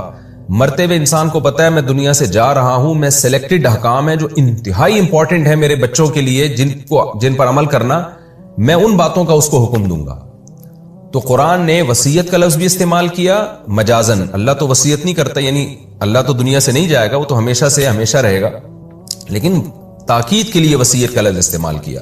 تو اس سے پتہ چلتا ہے کہ قضا کا لفظ اور وصیت کا لفظ یہ بتا رہا ہے کہ اسلام میں اللہ کی عبادت اور توحید اور والدین کے ساتھ حسن سلوک کی کس قدر اہمیت ہے، اور آج ہماری سوسائٹی میں اس کا کیا حشر ہو رہا ہے اس کے ساتھ۔ تو اللہ فرماتے ہیں وَقَضَىٰ رَبُّكَ أَلَّا تَعْبُدُوا إِلَّا إِيَّاهُ، تیرے رب نے فیصلہ کر دیا ہے کہ تم عبادت مت کرو مگر صرف اسی اللہ کی، وَبِالْوَالِدَيْنِ إِحْسَانًا، اور والدین کے ساتھ اچھا سلوک کرو۔ دیکھیں احسان میں بار بار بتا چکا ہوں، کسی بھی عمل میں ایکسیلنسی پیدا کرنا، یعنی بہت اچھے طریقے سے والدین کے ساتھ پیش آؤ۔ اور پھر بوڑھے والدین کا اللہ نے الگ سے تذکرہ کیا، وجہ اس کی یہ ہے کہ جب والدین جوان ہوتے ہیں تو اولاد ان سے خدمت لے رہی ہوتی ہے، جیسے باپ کما کے کھلا رہا ہوتا ہے، ماں گھر میں خدمت کر رہی ہوتی ہے، اور ماں باپ کو اس وقت خدمت کی زیادہ ضرورت نہیں ہوتی۔ بڑھاپے میں معاملہ ہو جاتا ہے بالکل الٹا، اب وہ بیچارے کسی کام کے نہیں رہے، باپ ریٹائر ہو گیا ہے، اولاد کی ذمہ داری اب وہ کمائے، وہ اور پھر ریٹائر بھی ہو گئے، کما بھی نہیں رہا، اور پھر بوڑھا بھی ہو گیا ہے، بوڑھا ہونے سے طبیعت میں چڑچڑاپن پیدا ہو رہا ہے، بیماریاں آ رہی ہیں، تو وہ سوسائٹی کو بوجھ لگنے لگتے ہیں ایسے والدین، ماں بھی بوجھ لگنے لگتی ہے، باپ بھی بوجھ لگنے لگتا ہے۔ تو قرآن نے اس کنڈیشن میں ماں باپ کے حقوق بیان کیا جس کنڈیشن میں غیر مسلم اپنے والدین کو اولڈ ہاؤس میں جمع کراتا ہے، وہ گھر سے ہی نکال دیتا ہے اس کو۔ اس حالت میں جب آپ کو ان کی بالکل بھی ضرورت نہیں ہے لیکن ان کو آپ کی محبت کی بہت زیادہ ضرورت ہے، اس حالت کو قرآن فوکس کرتا ہے کہ اس سنگین حالت میں تمہیں انہیں چھوڑنے کی اجازت نہیں ہے، تو اس سے پہلے کہاں چھوڑنے کی اجازت ہوگی؟ اس سنگین حالت میں اللہ ان کے حقوق بیان کرتا ہے۔ تو یہ مطلب نہیں ہے کہ جوان والدین کے حقوق نہیں ہے، مطلب یہ کہ وہ حالت جس میں تمہارے لیے حقوق کی ادائیگی انتہائی مشکل ہو، اس حالت میں قرآن تمہیں حقوق کی ادائیگی کا پابند کر رہا ہے، تو اس سے پہلے تو بطریق اولا تم پابند ہوگے ان کے حقوق ادا کرنے پر۔ تو وہ حقوق کیا ہیں؟ اما یبلغن، کہ اگر ان دونوں میں سے کوئی ایک عندک تمہارے پاس پہنچ جائے بڑھاپے کو، تمہارے پاس میں اللہ نے اشارہ کر دیا کہ والدین ہمیشہ تمہارے پاس ہی رہیں گے۔ دیکھیں قرآن یہ بھی تو کہہ سکتا تھا نا کہ ان دونوں میں سے کوئی بھی بڑھاپے کو پہنچ جائے، چاہے کہیں بھی ہو دنیا میں، لیکن قرآن نے عندک کے لفظ میں اشارہ کر دیا کہ بڑھاپے میں والدین رکھنے کی چیزیں ہیں، ان کا بڑھاپا تمہارے پاس ہونا چاہیے، اولڈ ہاؤس میں نہیں ہونا چاہیے ان کا بڑھاپا۔ تو ان میں سے کوئی بھی تمہارے پاس بڑھاپے کو پہنچ جائے، احدہما، ان دونوں میں سے کوئی بھی، او کلاہما، یا دونوں بوڑھے ہو جائیں، فلا تقل لہما اف، تو اف یہ ایک علامت ہے، عربی میں اف ایک ایسا جملہ ہوتا تھا جو ایک بے ادبی کا جملہ سمجھا جاتا تھا۔ کسی بھی بات پر جب آپ کو اعتراض ہوتا ہے نا کہ یہ آپ نے کیا کہہ دیا، تو ایسے موقع پہ کسی بھی زبان میں جو لفظ استعمال ہوگا اس کو اف کہا جائے گا۔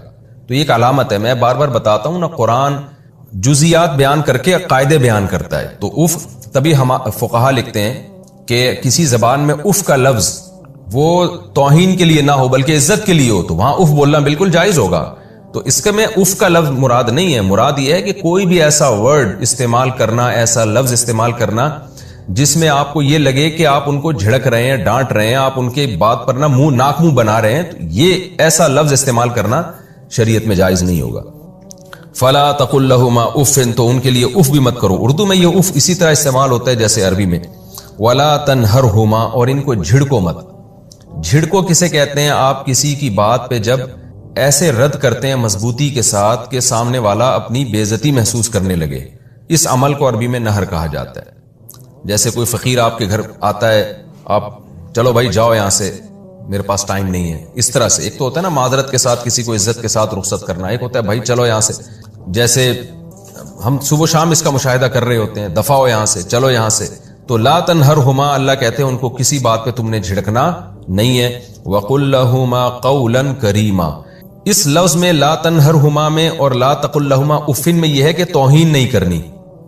اب کیا مطلب توہین نہیں کرنی؟ تو کیا نیوٹرل رہنا ہے ان کے سامنے؟ اللہ کہتے ہیں نہیں، نیوٹرل بھی نہیں رہنا، بلکہ قل لہما قولا کریما، ان کے سامنے عزت والی بات کرنی ہے، ادب والی بات کرنی ہے. ایک یعنی 3 درجات ہوتے ہیں. ایک تو یہ کہ آپ کسی کی انسلٹ کر رہے ہیں، توہین کر رہے ہیں. ایک یہ ہے کہ آپ نہ انسلٹ کر رہے ہیں نہ اس کو ادب دے رہے ہیں. جیسے نیوٹرل لوگ دنیا میں پھر رہے ہوتے ہیں، ہم نہ ان کی توہین کر رہے ہوتے ہیں اور نہ ان کو رسپیکٹ دے رہے ہوتے ہیں. اور تیسرا درجہ یہ ہے کہ آپ اگلے کو رسپیکٹ دیں. تو اس لیے قرآن کہہ رہا ہے وقل لہما قولا کریما، بات کرنی ہے کریم، عزت والی بات، ادب والی بات. تو اس کا عام ترجمہ یہ بھی کیا گیا کہ ادب سے ان سے بات کرنی ہے.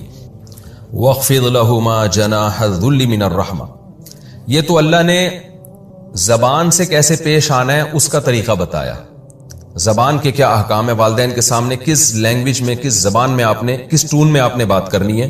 اب اللہ کہتے ہیں کہ تمہارا ظاہری ایٹیٹیوڈ کیسا ہونا چاہیے والدین کے سامنے. وَاخْفِضْ لَهُمَا جَنَاحَ الذُّلِّ، جو ذلت کے بازو ہیں، عاجزی کے بازو ہیں، وہ تم نے ان کے سامنے جھکانے ہیں. من الرحمہ، شفقت سے. یعنی جب تم ان کے سامنے کھڑے ہوگے، ان سے پیش آؤ گے تو ایسے پیش آؤ گے کہ تمہاری باڈی کو اور تمہارے جسم کو دیکھ کے لگ رہا ہو کہ اس میں عاجزی بھی جھلک رہی ہے اور والدین کے ساتھ شفقت اور رحمت بھی جھلک رہی، تمہیں ان پہ پیار بھی آ رہا ہے. بعض دفعہ عاجزی ہوتی ہے، جیسے باس کے سامنے انسان کھڑا ہوتا ہے بڑی عاجزی کے ساتھ، لیکن پیار نہیں ہوتا، محبت نہیں ہوتی اس میں. بعض دفعہ محبت ہوتی ہے لیکن عاجزی، جیسے بیوی سے انسان بات کر رہا ہو محبت جھلک رہی ہوگی، یا اپنے بچوں سے بات کر رہا ہو محبت جھلک رہی ہوگی لیکن عاجزی نہیں ہوگی. تو والدین کے ساتھ جب بات ہوگی تو من جناح الذل بھی ہو، یعنی عاجزی بھی ہو، اور رحمت بھی ہو، یعنی شفقت اور عاجزی اور محبت دونوں کا مجموعہ تمہاری جسم سے جھلک رہا ہو.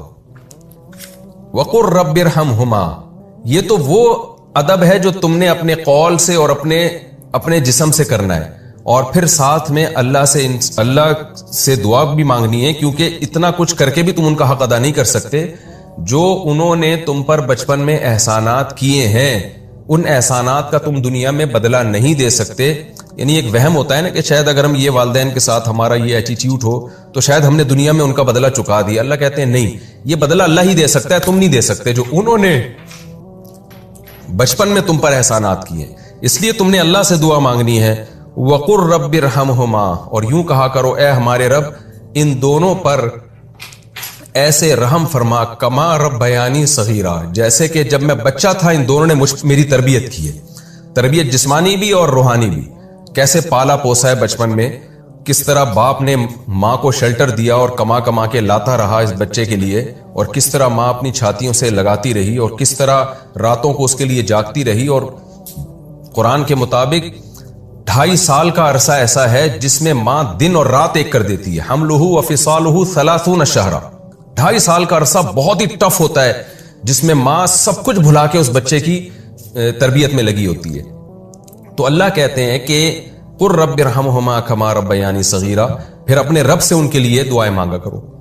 تو فقہاء نے اس آیت کے تحت لکھا ہے کہ اس آیت سے مفہوم یہ ہوتا ہے، کیونکہ قرآن میں آرڈر دیا نا ان کے لیے دعا مانگنے کا، تو کم سے کم ایک دفعہ تو یہ دعا مانگنا بہت سے فقہاء کہتے ہیں فرض ہے، اور اپنی دعاؤں میں اس دعا کو شامل کر لینا یہ سنت اور تاکیدی حکم ہے. آگے اللہ فرماتے ہیں ربکم اعلم بما فی نفوسکم، تمہارا رب خوب جانتا ہے جو کچھ تمہارے دلوں میں ہے. یعنی اس میں اور زیادہ تاکید کر دی کہ یہ سارے احکام پر تم نے دل و جان سے عمل کرنا ہے. اس کو پینلٹی یا بوجھ سمجھ کے عمل نہیں کرنا کہ ایک اسلام نے ہمیں عذاب میں ڈال دیا ہے. تو تمہارے دل میں اگر الٹے سیدھے خیالات آئیں گے تو تمہارا رب بھی یہ خیالات بھی جانتا ہے، لہذا دل و جان سے اس حکم پر اللہ کا حکم سمجھ کے عمل کرنا ہے. ہاں یہ ضرور ہے ان تکونوا صالحین. اب چونکہ اتنی زیادہ تاکید والدین کے حقوق کی بیان کر دی گئی ہے تو ظاہر ہے انسان جہاں والدین کے حقوق کے لیے تیار ہوتا ہے وہاں اس میں خوف بھی پیدا ہو جاتا ہے کہ بھئی یہ تو بہت سخت احکام اللہ نے دے دیے تو ہم سے تو اس پر عمل ہی نہیں ہو پائے گا اور اس کے نتیجے میں کہیں جہنم کی آگ میں نہ ہم چلے جائیں. تو اگلی آیت میں اللہ نے اس کا تذکرہ کیا کہ ان تکونوا صالحین, اگر تم نیک بنو گے, فإنہ کان للأوابین غفورا, تو اللہ توبہ کرنے والوں کے لیے غفور بھی ہے. کیا مطلب؟ تم ان احکام کو فالو کرنے کی کوشش کرو اور نیک بنو. اگر کبھی کوتاہی ہو جاتی ہے, غلطی ہو جاتی ہے, تو توبہ کا دروازہ کھلا ہوا ہے. دیکھیں ہر گناہ کے بعد توبہ کا دروازہ کھلا ہوا ہے, لیکن اللہ اس کا تذکرہ نہیں کرتا کہ جب بھی کوئی گناہ بیان ہو قرآن یہ کہے کہ اگر توبہ کر لو گے تو معاف کر دے گا. قرآن کی ایسی عادت نہیں ہے. لیکن اسپیشل والدین کے جہاں حقوق اللہ نے بیان کیے وہاں اللہ توبہ کا اس لیے تذکرہ کرتا ہے کہ علماء اس آیت کے تحت لکھتے ہیں مفسرین کہ والدین کے ساتھ چونکہ رہنا بہت عرصہ ہے, انسان جس کے ساتھ کم رہتا ہے نا, کبھی کبھار ملاقات ہوتی ہے, اس کے حقوق کی ادائیگی آسان ہوتی ہے. اور والدین کے ساتھ صبح و شام انسان رہتا ہے, پھر بعض دفعہ والدین کی طرف سے بھی زیادتی ہوتی ہے اور ہو سکتی ہے اس میں کوئی یعنی اس کے ثبوت ہمیں ملتا ہے, تاریخ سے بھی ملتا ہے, مشاہدوں سے بھی ملتا ہے, اور صحابہ کے دور میں بھی ہمیں ملتا ہے. تو والدین کی طرف سے بھی بعض دفعہ زیادتی ہوتی ہے جس میں انسان کی طرف سے جو ری ایکشن ہوتا ہے وہ اعتدال سے بڑا ہوا ری ایکشن ہوتا ہے. تو اس لیے قرآن نے بیان کیا کہ اگر کبھی غلطی ہو جائے, ان حقوق میں کوتاہی ہو جائے تو توبہ کا دروازہ کھلا ہوا ہے, تو مایوس مت ہونا بلکہ اللہ سے توبہ استغفار کر لینا, اللہ اس گناہ کو معاف کر دے گا. تو ہم نے علماء سے سنا ہے کہ انسان اگر کبھی ماں باپ سے اونچی آواز میں بات کر لے, اگر یہ عمل کبھی کبھار ہوتا ہے نا, تو اللہ سے بھی معافی مانگے, ماں باپ سے بھی معافی مانگے, اور پھر اس کو بھول جائے, پھر مسلط نہ کرے اپنے اوپر کہ میں نے اللہ کے حکم کو توڑ دیا تو میرا پتہ نہیں کیا بنے گا. کیونکہ جب آپ کسی چیز کو مسلط کر لیتے ہیں تو پھر مایوسی کی طرف جاتے ہیں, آپ ڈپریشن کی طرف جاتے ہیں. تو قرآن نے یہ ڈپریشن ہی ختم کرنے کے لیے بتایا ہمیں کہ اگر توبہ کرو گے تو اللہ معاف کر دے گا. تو اگر کبھی کبھار ایسا ہو جاتا ہے نا, کبھی کبھار, تو ماں باپ سے بھی معافی مانگے اور اللہ سے بھی. اور اگر یہ عادت پڑ چکی ہے, بار بار ایسا ہو رہا ہے, یا ماں باپ کی طرف سے زیادتی اتنی ہو رہی ہے کہ بار بار آپ کی آواز اونچی ہو رہی ہے, تو پھر علماء کہتے ہیں کہ کوشش تو کنٹرول کرنے پر کرے, لیکن پھر صرف اللہ سے توبہ کر لینا کافی ہے. کیونکہ بار بار جب آپ انسان سے معافی مانگتے ہیں نا تو انسان بھی تنگ ہوتا ہے اس عمل سے, بلکہ وہ مذاق اڑانا شروع کر دیتا ہے کہ تیرا تو کام ہی یہی ہے. تو پھر صرف اللہ سے توبہ کی جائے, اور پھر لیکن ساتھ ساتھ اپنے عمل کی اصلاح کی بھی کوشش کی جائے کہ میں کس طرح سے اپنی زبان پہ کنٹرول کروں. اور اس کے علماء نے مختلف نسخے بیان کیے ہیں کہ جب بھی آپ بد کلامی کریں, بد تہذیبی کریں, تو آپ کو چاہیے کہ کچھ رقم صدقہ کر دیں یا چند 2 رکعت نماز اپنے اوپر لازم کریں, یعنی کوئی سزا دیں تاکہ آہستہ آہستہ یہ برائی چھوٹے. اور ایک بات جو سوسائٹی کے حالات کو دیکھ کر بیان کی جاتی ہے وہ میں یہی بیان کر دیتا ہوں, میں بھول نہ جاؤں, کہ بعض دفعہ ماں باپ کی طرف سے واقعی زیادتی اتنی ہوتی ہے اولاد پر کہ وہ بہت زیادہ اس کو ٹارچر کر رہے ہوتے ہیں. چند کیسز ہی ہیں ہماری سوسائٹی میں, زیادہ تر اولاد والدین کی نافرمان ہوتی ہے. خوب سمجھ لیں, زیادہ تر ہماری سوسائٹی میں والدین پر ظلم ہوتا ہے, کیونکہ جب اسلام ہمارے گھروں سے نکل رہا ہے اور لبرلزم آ رہا ہے, ایجوکیشن کے نام پہ جو بد تہذیبی آ رہی ہے یونیورسٹی اور کالجز میں, اس کے نتیجے میں لوگوں نے باپ کو باپ سمجھنا, ماں کو ماں سمجھنا چھوڑ دیا ہے. تو ہماری ینگ جنریشن آج کل اس کی نظر میں والدین کی کوئی حیثیت نہیں ہوتی, بس اسی باپ کی عزت ہوتی ہے جو اولاد کو اپنے سے بھی, جو اولاد کو باپ بنا کے جس نے رکھا ہوا. یعنی آج اگر کسی گھر میں باپ کی عزت ہو رہی ہے نا, تو وہ باپ ہوگا جس نے اولاد کو باپ بنایا ہوا ہو. تو اس ابا کو تو لوگ مانتے ہیں, جو باپ گھر میں باپ بن کے رہے گا اس کی ویلیو نہیں ہے, جو ماں گھر میں ماں بن کے رہے گی اس کی ویلیو نہیں ہوتی, الا ماشاءاللہ. تو لیکن کہیں اس کے برعکس بھی ہوتا ہے, کہیں واقعی والدین کی طرف سے بھی زیادتی ہوتی ہے. تو ایسے موقع پہ حتی الامکان برداشت کیا جائے, لیکن اگر برداشت سے معاملہ باہر ہو گیا تو پھر علماء کہتے ہیں کہ پھر والدین سے الگ رہا جائے. ایسی صورت میں کیونکہ بار بار ان کی حق تلفی ہوگی, زبان درازی ہوگی, پھر آپ کی زندگی کی برکتیں ختم ہوں گی.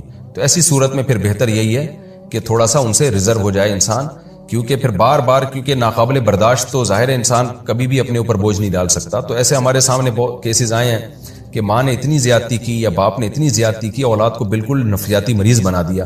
تو اور پھر اولاد ماں باپ کے سامنے زبان چلانے لگی, وہ بھی غلط ہے. تو نتیجہ کیا نکلا, گھروں میں بہت فساد ہوتا ہے.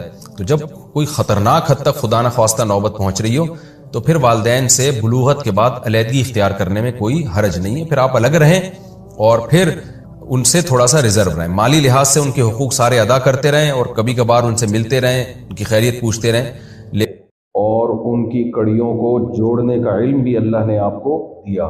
جنگ میں جو جنگی لباس پہنا جاتا ہے وہ لوہے کا ہوتا ہے۔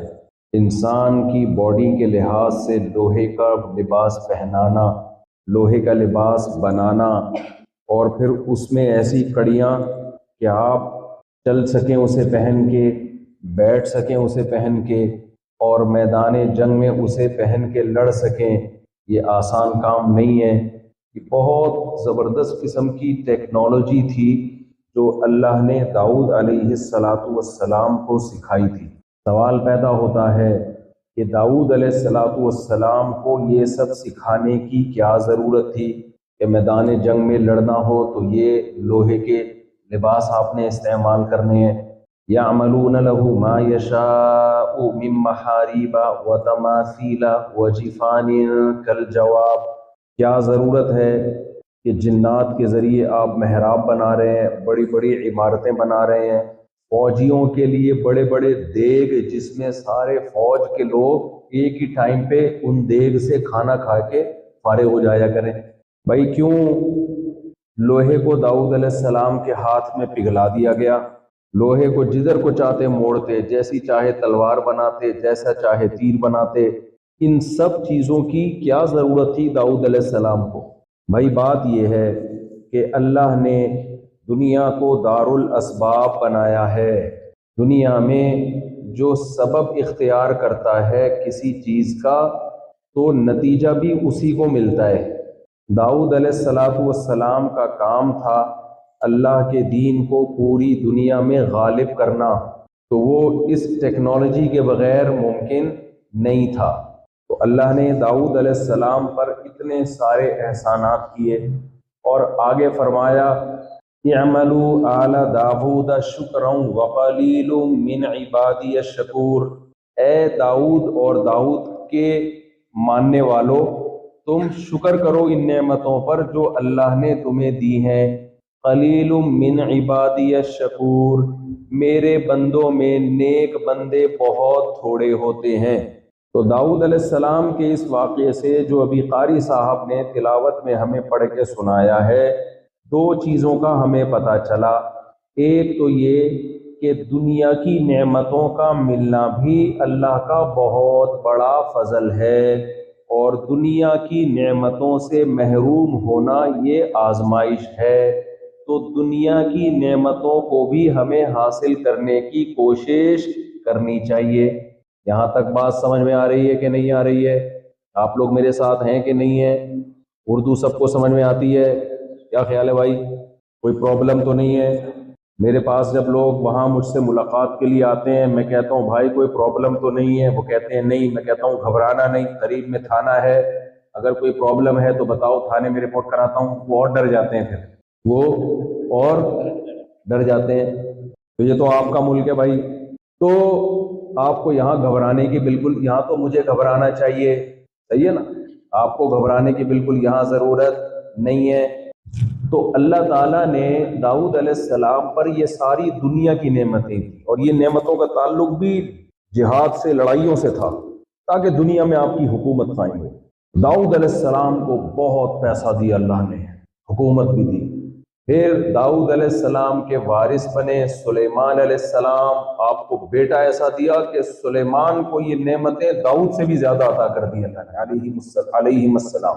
تو اس سے پتہ چلتا ہے بھائی دنیا کی نعمتوں کا مل جانا، دنیا کی نعمتوں کا آ جانا، یہ اللہ کی بہت بڑی رحمت ہے۔ اس کو آزمائش بھی کہا جاتا ہے۔ سوال پیدا ہوتا ہے بھائی اگر یہ اللہ کی نعمت ہے، اولاد کا مل جانا، پیسے کا آ جانا، یہ میں اس لیے کہہ رہا ہوں کہ ماشاءاللہ یہاں زیمبیا میں اور ملاوی سے بھی آ رہا ہوں، مسلمان ہمیں بڑے مضبوط نظر آئے، اکنامکلی، معاشی لحاظ سے کھاتے پیتے نظر آئے ماشاءاللہ۔ تو سب کو اللہ نے دیا ہے بہت، الحمدللہ۔ یہاں آپ لوگوں نے آ کے تجارتیں کی، اللہ نے آپ کو نوازا، گاڑیاں ہیں آپ کے پاس، گھر ہیں آپ کے پاس، ایک ایک بندے نے 3 4 4 ملازم رکھے ہوئے، تو یہ سب اللہ کی بہت بڑی نعمتیں ہیں۔ تو بھائی نعمتیں تو قارون کو بھی ملی تھیں، فرعون کو بھی ملی تھیں، ابو جہل کے پاس بھی تھیں، تو آپ کے پاس آ گئیں تو کون سا بڑا کام ہو گیا؟ تو آپ میں اور قارون میں فرق کیسے ہوگا؟ نعمت کا مل جانا یہ کافی نہیں ہے. پہلی بات تو یہ کہ یہ نعمت ہے، کیونکہ ہمارے ہاں بہت سے لوگ اس کو نعمت سمجھتے ہی نہیں ہیں. بہت سے لوگ اس کو نعمت سمجھتے نہیں ہیں. ایک سوال ہوتا ہے، اگر یہ نعمت ہے تو اللہ اس کو آزمائش کیوں کہتا ہے پھر؟ انما اموالکم و اولادکم فتنہ، اللہ کہتے ہیں تمہارا مال اور اولاد تمہارے لیے فتنہ ہے. تو اس کا مطلب اولاد لیس اور مال لیس ہونا چاہیے. کیا خیال ہے؟ نہ اولاد ہونی چاہیے اور نہ مال، کیونکہ اللہ کہہ رہے ہیں مال بھی فتنہ اور اولاد بھی. جملہ مکمل کریں آپ لوگ. اولاد بھی فتنہ. فتنہ رکھنے کی چیز ہے یا نکالنے کی چیز ہے؟ جتنے بچے ہیں نا عیدی سینٹر میں جمع کرا دو جا کے فوراً. کیا خیال ہے؟ القرآن یفسر بعضہ بعضا، تبھی کہتے ہیں ایک آیت یا ایک حدیث دیکھ کے جو لوگ فتویٰ دیتے ہیں نا، عالم بن جاتے ہیں، وہ ہمیشہ گمراہ کرتے ہیں. آج جتنے گمراہ لوگ ہیں سب ہر گمراہی پھیلانے کے لیے ریفرنس کس کا دے رہے ہوتے ہیں؟ قرآن کا اور حدیث کا. بھائی اگر ایک حدیث یا ایک آیت کافی ہوتی دین کو سمجھنے کے لیے تو نبی صلی اللہ علیہ وسلم نے یہ کیوں فرمایا ہوتا؟ بلغوا عنی ولو آیا رب حامل فقہ غیر فقیہ، مجھ سے بات سن کے آگے پہنچایا کرو، کیونکہ بعض دفعہ جس کو بات بتائی جاتی ہے وہ بات کا زیادہ اچھا مطلب سمجھتا ہے. پتا چلا بھائی دو قسم کے لوگ ہیں، ایک بات سنتے ہیں لیکن ان کو اس کا مطلب معلوم نہیں، یعنی نبی کی حدیث یا قرآن کی آیت ان کو معلوم ہوتی ہے لیکن اس کا اصل مفہوم ان کو معلوم نہیں ہوتا. ایک وہ لوگ ہوتے ہیں جن کو قرآن کی آیت اور حدیث بھی معلوم اور علم میں اللہ نے ان کو اتنی گہرائی دی ہوتی ہے کہ وہ اس کا مطلب بھی جانتے ہیں. تو مطلب جو جانتے ہیں ان سے پوچھا جائے گا، اور جو لوگ مطلب جانتے ہیں امت نے ان کو کیا نام دیا ہے؟ فقہا. کیا نام دیا بھائی؟ فقہا. فقہائے کرام. ایک ہوتے ہیں محدثین کرام، یہ وہ ہیں جو حدیث کو جمع کرنے والے. ایک ہے فقہائے کرام جو حدیث کا مطلب بیان کرنے والے.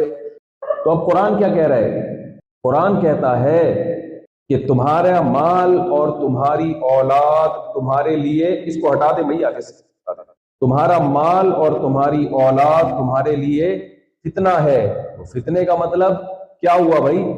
ایک طرف اللہ قرآن میں فرماتے ہیں یمددکم باموال وبنین، نوح علیہ السلام نے اپنی قوم سے کہا کہ تم اللہ کی نافرمانی چھوڑ دو، توحید کے راستے پہ آ جاؤ، اللہ تمہارے مال میں بھی اضافہ کرے گا اور تمہاری اولاد میں بھی اضافہ کرے گا. ہیں بھائی، ایک طرف اللہ کہہ رہا ہے مال اور اولاد فتنہ ہے، دوسری طرف اللہ کہہ رہا ہے نیک بنو گے تو مال بھی بڑھے گا اور اولاد بھی. کیا مطلب؟ نیک بننے سے فتنوں میں اضافہ کرے گا اللہ تعالیٰ؟ ہے بھائی. تو پتا چلا بھائی جہاں اللہ نے مال اولاد اور بیویوں کو بھی فتنہ کہا اللہ نے، ان من ازواجکم، تمہاری بیویوں میں بھی فتنہ. کیا ہے؟ فتنہ ہے، آزمائش ہے. کیا مطلب آزمائش کا؟ تو شادیاں کرنا چھوڑ دیں ہم تو میرے زندہ رہنے کا کوئی فائدہ ہوگا پھر؟ پھر تو مجھے تو مر جانا چاہیے فوراً. بھائی فتنے کا مطلب قرآن میں یہاں کیا ہے؟ ہر جگہ فتنے کا ایک مطلب قرآن میں نہیں ہے. یہاں مطلب یہ ہے کہ یہ بہت بڑی نعمتیں ہیں اللہ کی، لیکن بعض دفعہ نعمت کی جب انسان ناقدری کرتا ہے، ناشکری کرتا ہے، تو وہی نعمت عذاب بن جاتی ہے اس کے لیے، وہی نعمت وبال جان بن جاتی ہے. قارون کو دیکھو، ان قارون کان من قوم موسیٰ فبغى علیہم، اللہ کہتے ہیں قارون حضرت موسیٰ کی قوم میں سے تھا.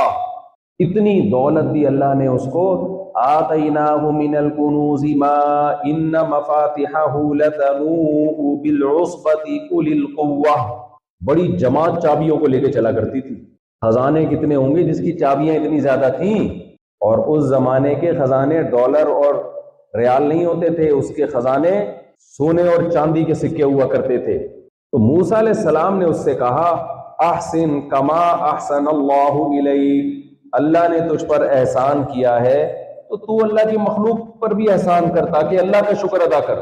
تو قارون نے جواب میں کیا کہا؟ انما اوتیتہ علی علم عندی، بھائی یہ میں نے اپنی نالج سے، اپنے تجربے سے، اپنے ایکسپیرینس سے کمایا ہے، یہ میری محنت ہے. اللہ کہاں سے آ گیا اس میں؟ معاذ اللہ ہے بھائی، میں نے خود کمایا بھائی. وہ میں گدھے والا لطیفہ سناتا ہوں نا ایسے موقع پہ. ایک آدمی گدھا بیچنے جا رہا تھا تو کہتا ہے میں یہ گدھا بہت بڑی قیمت پہ بیچ کے آؤں گا. کسی نے کہا انشاءاللہ کہہ دے کہ اگر اللہ نے چاہا. اگر اللہ نے چاہا تو ہوگا, اللہ نہیں چاہے گا تو نہیں ہوگا. میں کہا اللہ نے چاہا کا کیا مطلب ہے؟ گدھا میرے پاس موجود ہے, مارکیٹ سامنے ہے, اور مارکیٹ میں گدھے کی ڈیمانڈ بھی بہت ہے. ہونا تو یہ چاہیے تھا یہ خود اپنے آپ کو بیچ کے آ جاتا. یہ بھی تو گدھا ہی تھا نا جو ایسی باتیں کر رہا تھا.